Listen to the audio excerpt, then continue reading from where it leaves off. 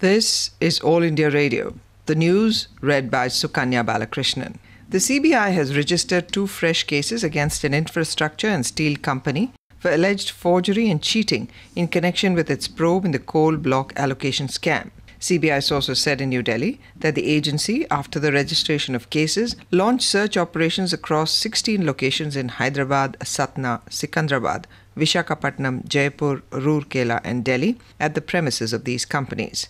They said the companies allegedly misrepresented their net worth to claim eligibility for getting coal blocks. The new cases pertain to coal block allocation during 2006-2009, in which the CBI had earlier registered 7 FIRs in connection with the probe.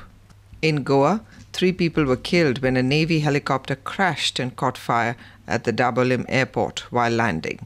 The dead include 2 officers and a sailor. Navy sources said that the rotor of the helicopter, which had flown from Mumbai to Dabolim, broke off while landing. The cause of the crash is not known. The runway of the airport is partially damaged and investigations are on.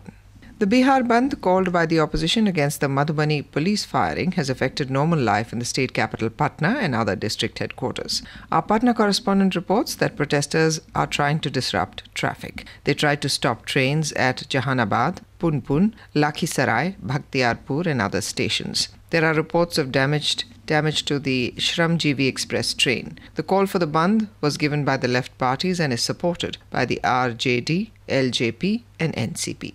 Consultations amongst member countries on issues related to biodiversity picked up momentum at the ongoing Biodiversity Conference in Hyderabad. UN spokesperson David Ainsworth told the media this morning that member countries adopted documents on biofuels, global strategy and on plant conservation and global taxonomy issues last Friday. He said 2 working groups will today review the progress of the deliberations held amongst countries last week, with the first group discussing biodiversity on the islands and the second, the Nagoya Protocol. Meanwhile, heads and ministers of countries have started to arrive in Hyderabad to take part in the main plenary session, which will be addressed by Prime Minister Dr. Manmohan Singh tomorrow.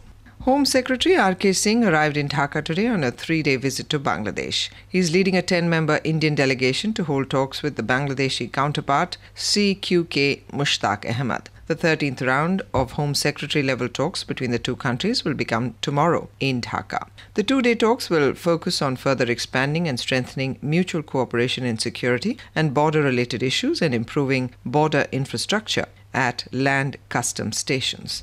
Prior to the talks, the Home Secretaries of the 2 countries are visiting the Agartala Akhahura International Border Outpost today to review the state of infrastructure along the border. The India-Bangladesh Joint Working Group on Security will also meet today.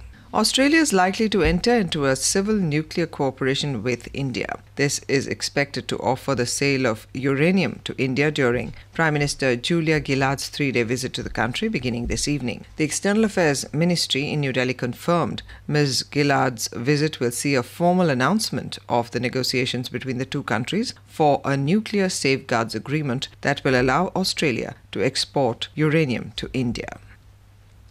The former king of Cambodia, Norodom Sihanouk, has died in China, where he'd been receiving medical treatment. He was 89.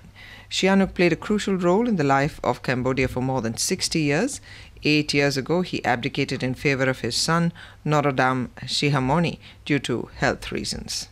The Kolkata Knight Riders will clash with Auckland in a Group A match of the ICC Champions League 2020 cricket tournament at Newlands in Cape Town, South Africa today. The match will be played at 9 p.m. And that is the end of this news bulletin.